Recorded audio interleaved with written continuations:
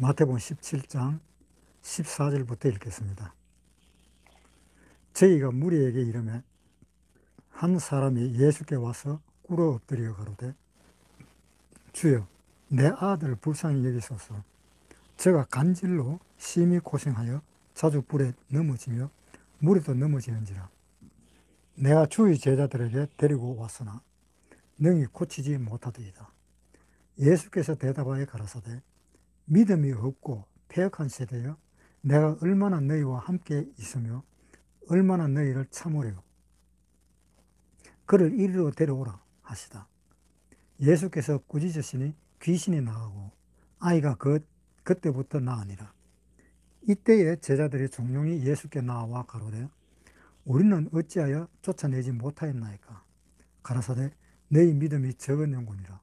진실로 너희에게 이르노니 너희가 만일 믿음이 있고 믿음이 한 겨자씨만큼만 있으면 이 산을 명하여 여기서 저기로 옮기라 하여도 옮길 것이요 또 너희가 못할 것이 없으리라. 제가 옛날에 간질하는 사람을 갖다가 봤는데요. 방에 같이 앉아 있었는데, 바로 내 옆에 앉아 있었는데 갑자기 쓰러지더니 입에 거품을 물고 온몸을 떨더라고요. 나는 놀래가지고 이거 어떻게 해야 될지 몰라서. 그런데 또 옆에 다른 사람이 그냥 놔두라고.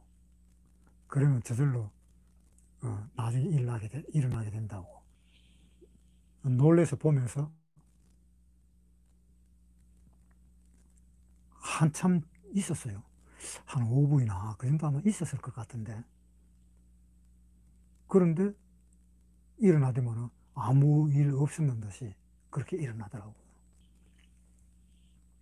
여기에 그런 아들을 둔 어떤 한 사람이 있었는데, 이 제자들한테 데리고 갔는데 제자들이 못 고쳐주니까 예수님한테 이제 온 거예요.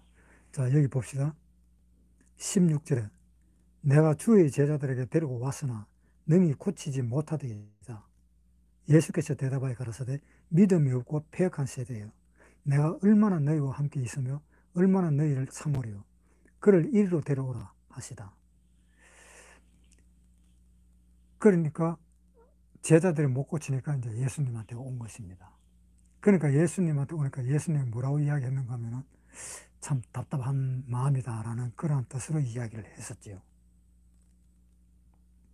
17절에 예수께서 대답하여 가라사대 믿음이 없고 패역한 세대여, 내가 얼마나 너희와 함께 있으며 얼마나 너희를 참으리요. 그러니까 이 패역한 세대라면은 지금 이 시대가 패역한 세대입니다. 예수 믿는 사람이 굉장히 많습니다. 예수 믿는 사람이 굉장히 많지만은 또 구원 안 받은 사람들도 굉장히 많습니다. 그러니까 이 예수 믿는다고 해서 전부 다가 구원받은 사람은 아니라는 겁니다. 물론 전부 다가 구원받았으면 참 좋겠지요. 그런데 알고 보니까 아니더라는 겁니다. 이 시대를 보면은 예수 믿는 사람이 엄청나게 많다는 겁니다. 예수 믿는 사람이 그렇게 많은데 하나님은, 예수님은 이 패역한 세대라고 이야기를 했습니다. 그러면은 이 세대를 한 번 더 생각을 해봐야 될 것입니다. 이 세상에는 두 가지 사람이 있습니다. 한 사람은 예수님과 전혀 상관없이 예수님을 죽도록 사랑하는 사람이 있습니다. 그러나 또 한 사람은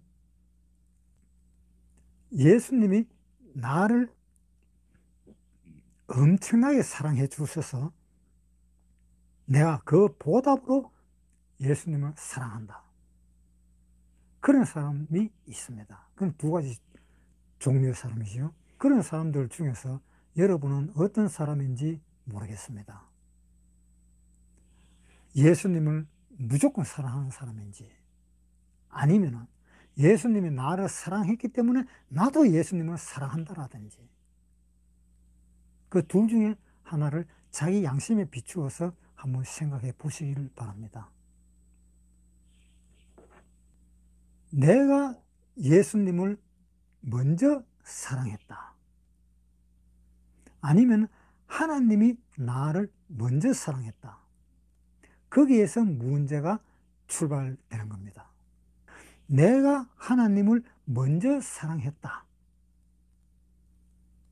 그러면은 그 사랑은 절대로 이루어지질 않습니다. 내가 먼저 예수님을 사랑하면, 한번 보겠습니다. 내가 죄인으로서 예수님을 먼저 사랑했다. 그러면 하나님이 받아주실까요? 절대로 하나님은 안 받아주십니다. 요한복음에 한번 보겠습니다. 요한복음 9장 31절. 하나님이 죄인을 듣지 아니하시고 라고 되어 있습니다. 하나님은 죄인을 듣지 않는다라고 했습니다. 사람이 나는 하나님을 먼저 사랑합니다 하면서 먼저 사랑하면은 하나님은 듣지 않으신다 그럽니다. 왜냐? 내가 죄인이기 때문에. 그런데 내가 죄인인데 하나님이 나를 먼저 사랑하면은 그 사랑은 이루어집니다. 하나님이 나를 먼저 사랑합니다. 자, 한번 보겠습니다. 누가복음 18장 13절. 세리는 멀리 서서 감히 눈을 들어 하늘을 우러러 보지도 못하고 다만 가슴을 치며 가로되 하나님이여 불쌍히 여기옵소서 나는 죄인이로소이다 하였느니라. 자, 하나님이 네가 나를 사랑하느냐 그랬을 때 한 사람은 이랬습니다. 가슴을 치면서 나는 죄인입니다. 그렇게 이야기했습니다. 죄인이라서 하나님을 사랑할 수 없습니다. 그렇게 이야기했습니다. 그랬더니 14절 내가 너희에게 이르노니 이 사람이 저보다 의롭다 하심을 받고 집에 내려갔느니라. 이 사람이 둘이가 기도했는데 이 사람이 저보다 전부 앞에 기도했는 사람보다도 더 의롭다 하고 집으로 내려갔다라는 이 이야기입니다. 그래서 내가 구원을 받았느냐 안 받았느냐 그것을 아는 가장 확실한 방법이 바로 이것입니다. 내가 하나님을 먼저 사랑한 것이 아니라 하나님이 나를 먼저 사랑했다는 것을 알아야 됩니다. 그것을 여러분은 언제 알았습니까? 하나님이 나를 먼저 사랑했다는 것. 하나님이 나를 먼저 사랑했기 때문에 나도 하나님을 사랑할 수밖에 없다는 것. 내가 하나님을 먼저 사랑한 것은 그거는 짝사랑이에요, 짝사랑. 그렇잖아요. 내가 죄인으로서 하나님을 사랑한다. 하나님은 죄인을 듣지도 안 하는데 어떻게 죄인이 하나님을 사랑한다고 해서 하나님이 그 사랑을 받아줄 수 있느냐? 절대로 못 받아줍니다. 그래서 짝사랑인 겁니다. 지금 이 많은 사람들, 이 예수 믿는 사람들이 그렇게도 많아요. 그렇게도 많은데 내가 진정으로 예수님을 사랑하느냐? 자기는 진정일지라도 하나님은 아닌 거예요. 문제는 뭐냐? 하나님이 나를 사랑해야 된다는 겁니다. 자, 요한복음 3장 16절에 되겠습니다. 하나님이 세상을 이처럼 사랑하사 독생자를 주셨으니 이는 저를 믿는 자마다 멸망치 않고 영생을 얻게 하려 하심이라. 하나님이 독생자를 줬기 때문에 그 독생자를 믿는 자, 이것이 순수입니다. 하나님의 독생자를 먼저 줬기 때문에 그 독생자를 믿는다는 겁니다. 내가 하나님을 먼저 믿는 것이 아니니 순서가 바뀌었습니다. 그래서 자기 양심을 가만히 한번 생각해 보세요. 자기 양심을 가만히 생각해 보면 자기가 어떤 사람인지 압니다. 정말 하나님을 믿는 사람들은 그 양심이 증거하는 겁니다. 양심이 증거해요. 사도행전 23장 1절. 바울이 공회를 주목하여 가로되 여러분 형제들아 오늘날까지 내가 범사에 양심을 따라 하나님을 섬겼노라. 양심을 따라 하나님을 섬겼다. 양심에 따라 하나님을 섬겼다. 그냥 섬긴 게 아니죠. 양심에 따라 섬긴 겁니다. 그러면 그 양심이 나를 속여서는 안 되고 나를 속이지를 못합니다. 양심에 따라 행동을 했다. 양심에 따라 섬겼다. 하나님이 나를 사랑하시니까 내가 하나님을 사랑해야 된다는 그 양심. 하나님이 나를 사랑하는데 내가 싫다고 할 수 있느냐? 그 양심으로 하나님을 섬길 때 비로소 그 사랑은 하나님과 나와의 관계에서 사랑이 이루어집니다. 로마서 8장 9절. 만일 너희 속에 하나님의 영이 거하시면 너희가 육신에 있지 아니하고 영에 있나니 물론 누구든지 그리스도의 영이 없으면 그리스도의 사람이 아니라. 그리스도의 영이 없으면 그리스도의 사람이 아니다 이 말입니다. 자기 양심을 가만히 한번 생각해 보세요. 내 속에 그리스도인이 있느냐? 내 속에 성령님이 계시느냐? 내 속에 하나님이 계시느냐? 그것을 양심에 따라서 생각을 한번 해봐야 됩니다.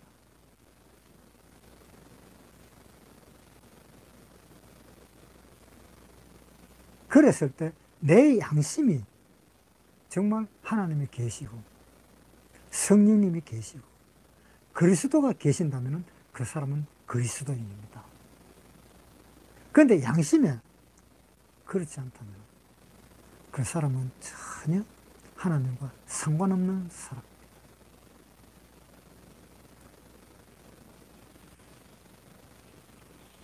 자, 우리 이 양심을 지금 구원받지 않았는 사람, 이방인들은 율법이 없지만은 그 율법이 없는 대신에 뭐냐? 양심은 있다 이런 이야기입니다. 자, 로마서 2장 14절. 율법 없는 이방인이 본성으로 율법의 일을 행할 때는 이 사람은 율법이 없어도 자기에게 율법이 되나니 이런 이들은 그 양심이 증거가 되어 그 생각들이 서로 혹은 송사하며 혹은 변명하여 그 마음에 새긴 율법의 행위를 나타내느니라. 자, 율법 없는 이 이방인이 율법을 범했든 안 범했든 그것을 그 사람의 양심에 따라 내가 율법을 범한 것이다, 율법을 범하지 않았던 것이다 라는 것을 나타낸다고 이야기했습니다. 그랬을 때에 그 양심에 의해서 하나님의 어떤 심판이 있을 것입니다. 그래서 이 양심이 가장 중요합니다. 그래서 내 이 양심이 정말 악하구나 라는 것을 알았을 때에 자기 자신이 양심의 악을 깨닫게 되는 것입니다. 그래서 10장 22절 읽겠습니다. 우리가 마음의 뿌림을 받아 양심의 악을 깨닫고 몸을 맑은 물로 씻었으니 양심의 악을 깨닫고 몸을 맑은 물로 씻었다 이렇게 되어 있습니다. 그래서 침례를 받을 때도 양심의 악을 깨닫고 그 다음에 몸을 맑은 물로 씻는 것이 그것이 침례입니다. 양심의 악이라는 것을 깨달으면 무엇을 보게 되는가 하면 하나님을 보게 돼요. 자, 한번 보세요. 베드로전서 3장 21절. 물음 예수 그리스도의 부활하심으로 말미암아 이제 너희를 구원하는 편이 곧 세례라. 육체의 더러운 것을 제하여 버림이 아니요 오직 선한 양심이 하나님을 향하여 찾아가는 것이라. 이것이 침례입니다. 선한 양심, 즉 양심의 악을 깨달았다. 그 양심의 악을 깨닫고 이제 선한 양심이 되었구나. 그래서 그 선한 양심이 하나님 앞에 나아가는 것이 바로 침례다 이 말입니다. 그러니까 이제 너희를 구원하는 편이 곧 세례라. 육체의 더러운 것을 제하여 부름이 아니다. 그랬을 때 정말로 내가 구원받은 사람인지 아닌지 자기 자신이 알게 되는 겁니다. 어떤 사람은 성경을 그렇게 많이 알고 말문이 막힐 정도로 그렇게 정말 환한 성경에 대해서 도가 통한 사람처럼 그런 내가 젊은 사람을 만나본 적이 있습니다. 그런데 복음에는 전혀 근처에 가지도 않았어요. 나중에 지옥을 가면은 아마 그때 가서 후회가 될 것입니다. 마태복음 17장 다시 보겠습니다.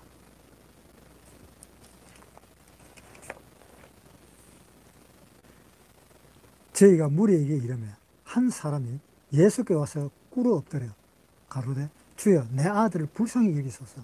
제가 간질로 심히 고생하여 자주 불에도 넘어지고 물에도 넘어지는지라. 내가 주의 제자들에게 데리고 왔으나 능히 고치지 못하더이다. 이 어떤 사람이 자기 아들을 데리고 예수님의 제자들한테 갔습니다. 가가지고 좀 고쳐달라고 부탁을 했습니다. 그런데 못 고치더라. 그러면서 예수님한테 다시 왔습니다. 야, 이 제자들이 왜 못 고쳤을까? 마태복음 10장 5절부터 읽겠습니다.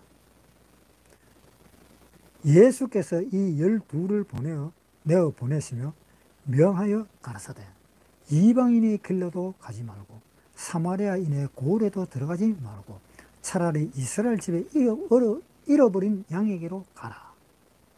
가면서 전파하여 말하되 천국이 가까웠다 하고 병든 자를 고치며 죽은 자를 살리며 문둥이를 깨끗하게 하고 하며 귀신을 쫓아내되 너희가 그저 받았으니 그저 주어라. 12 제자에게 이렇게 이야기하면서 전도를 보냈습니다. 그러면서 18절에 또 너희가 나를 인하여 총독들과 임금들 앞에 끌려가리니 이는 저희와 이방인들에게 증거가 되게 하려 하심이라. 너희를 넘겨줄 때에 어떻게 또는 무엇을 말할까 염려치 말라. 그때에 무슨 말할 것을 주시리라. 말하는 이는 너희가 아니라 너희 속에서 말씀하시는 자 곧 너희 아버지의 성령이시니라. 여기에는 이 12 제자가 전도로 갔었습니다. 그러면서 병도 다 고쳐주라고 했습니다. 그러다가 어떤 관원이나 어떤 위치에 있는 사람들이 니를 잡으면 무슨 말 할까 걱정하지 마라. 그 말은 하나님 아버지가 하신다. 하나님 아버지가 네 마음에서 말을 하신다. 그러니까 아무 걱정하지 마라. 누가복음 10장 17절 70인이 기뻐 돌아와 가로되 주여 주의 이름으로 귀신들도 우리에게 항복하더이다. 예수께서 이르시되 사단이 하늘로서 번개같이 떨어지는 것을 내가 보았노라. 내가 너희에게 뱀과 정갈을 밟으며 원수의 모든 능력을 제어할 권세를 주었으니 너희를 해할 자가 결단코 없으리라. 그러나 귀신들이 너희에게 항복하는 것은 것으로 기뻐하지 말고 내 이름이 하늘에 기록된 것으로 기뻐하라 하시니라. 이때에 예수께서 성령으로 기뻐하사 가라사대 천지의 주제이신 아버지여 이것을 지혜롭고 슬기 있는 자들에게 숨기시고 어린아이들에게 나타내심을 감사하나이다. 옳소이다. 이렇게 된 것이 아버지의 뜻이니이다. 내 아버지께서 모든 것을 내게 주셨으니 아버지 외에는 아들이 누군지 아는 자가 없고 아들과 아들의 소원대로 계시를 받는 자 외에는 아버지가 누군지 아는 자가 없나이다. 제자들을 돌아보시며 종용이 이르시되 너희의 보는 것을 보는 눈은 복이 있도다. 내가 너희에게 말하노니 많은 선지자와 임금이 너희 보는 바를 보고자 하였으되 보지 못하고 너희 듣는 바를 듣고자 하였으되 듣지 못하였느니라. 이 70명이나 되는 이 제자들이 전도 여행을 떠났습니다. 떠나서 이 귀신들이 항복하는 것을 봤다. 그러면서 예수님한테 이야기를 했습니다. 그러니까 예수님이 귀신들이 항복하는 것으로 기뻐하지 말고 네 이름이 하늘에 기록된 것으로 기뻐하라. 그래서 한마디로 구원받은 것으로 기뻐하라. 이런 이야기죠. 자, 여기에 이 70 제자들은 하나님이 주신 것이지요. 뭘 주셨느냐? 성령을 주셨다라고 볼 수 있습니다. 21절에 이때에 예수께서 성령으로 기뻐하사 가라사대 천지의 주제이신 아버지여 이것을 지혜롭고 슬기 있는 자들에게 숨기시고 어린 아이들에게는 나타내심을 감사하나이다. 옳소이다. 이렇게 된 것이 아버지 뜻이니이다. 내 아버지께서 모든 것을 내게 주셨으니 아버지 외에는 아들이 누군지 아는 자가 없고 아들과 또 아들의 소원대로 계시를 받는 자 외에는 아버지가 누군지 아는 자가 없나이다. 내 마음속에 아버지 또 내 마음속에 그리스도 그것을 아는 것은 어떻게 알 수 있습니까? 자기들이 알 수 있습니까? 아닙니다. 마태복음 16장 16절 시몬 베드로가 대답하여 가로되 주는 그리스도시요 살아계신 하나님의 아들이시니다. 예수께서 대답하여 가라사대 바요나 시몬아 내가 복이 있도다. 이를 내게 알게 한 이는 혈육이 아니요 하늘에 계신 내 아버지시니라. 하나님이 그렇게 가르쳐 주셨다라고 이야기되어 있습니다. 그래서 이 70인 이 제자들 병을 다 고쳤습니다. 그리고 12 제자들 역시 병을 다 고쳤습니다. 그런데 마태복음 17장에 나오는 이 사람은 한번 보세요. 14절 저희가 무리에게 이르매 한 사람이 예수께 와서 꿇어 엎드려 가로되 주여 내 아들을 불쌍히 여기소서. 저가 간질로 심히 고생하여 자주 불에 넘어지며 물에도 넘어지는지라. 내가 주의 제자들에게 데려왔으나 능히 고치지 못하더이다. 이 사람은 제자들한테 자기 아들을 먼저 데리고 갔었습니다. 그런데 제자들은 예수님하고 같이 있지를 않았습니다. 예수님하고 따로 있었어요. 따로 있었는데 낫지 않았답니다. 그런데 이 제자들은 왜 못 고쳤을까?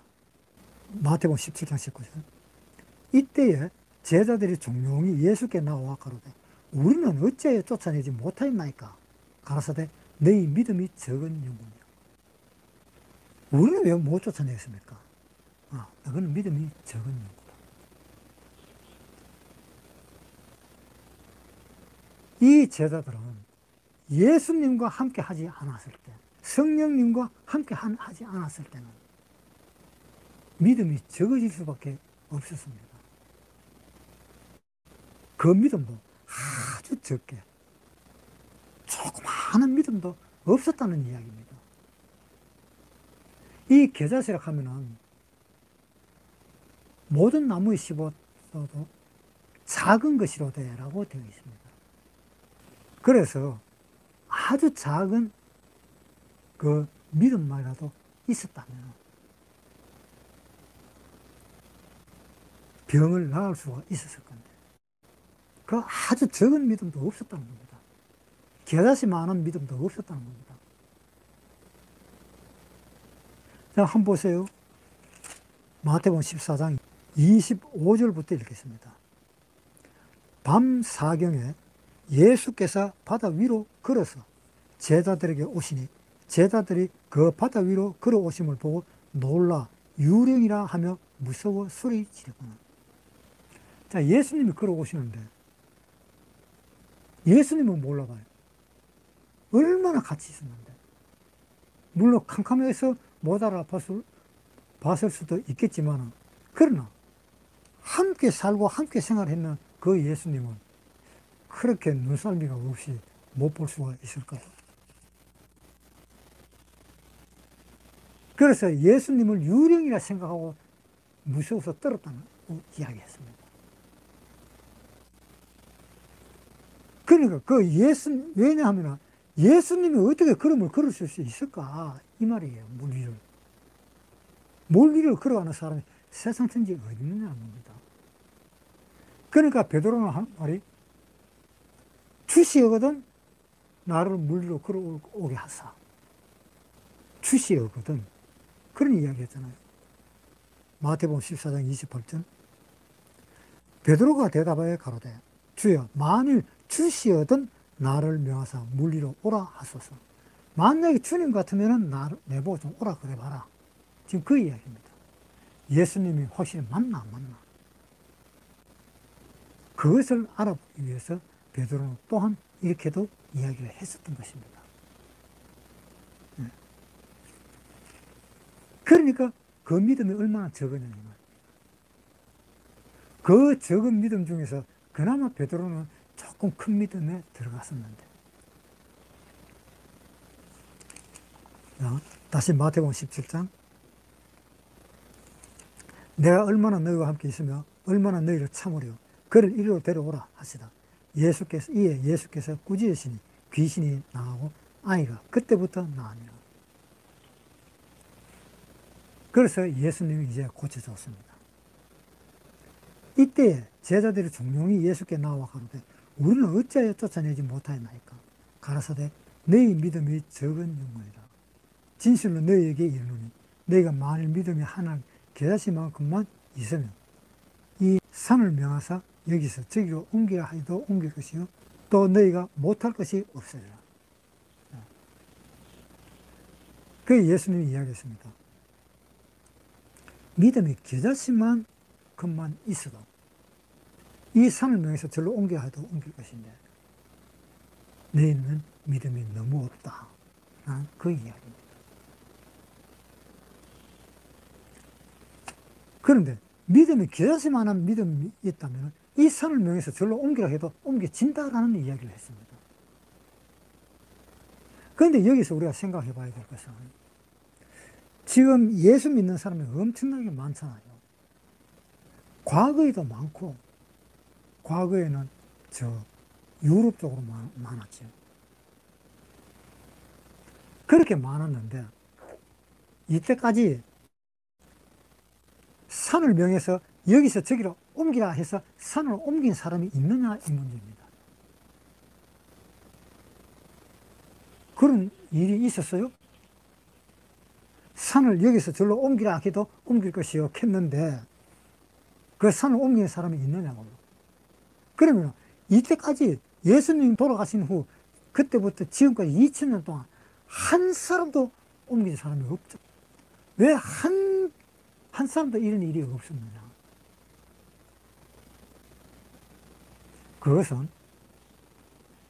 바로 이 말씀의 뜻은 무슨 뜻인가 하면, 이 산을 명해서 옮기라 하는 이 산이 무엇을 의미하는가 하면, 우리가 신앙생활을 한다든가 우리의 삶에서 산처럼 도저히 불가능한 일들이 우리 눈앞에 놓여져 있을 때 그 장애물을 쓸어버립니다. 쓸어버릴 수 있다 이 말입니다. 지금 그것을 이야기한 거예요. 우리 마음에 산처럼 큰 그런 해결하지 못하는, 해결할 수 없는 그런 어려운 문제에 놓였더라도 네 믿음이 겨자씨만한 믿음만 있으면 바로 옮길 수 있다 라는 그런 이야기. 그런데 우리가 어떠한 문제가 있을 때에 그 문제가 산처럼 높이 쓴 문제가 있었을 거예요. 물론 저도 있었고요. 있었지만은 결국은 하나님이 그것을 다 무너뜨렸죠.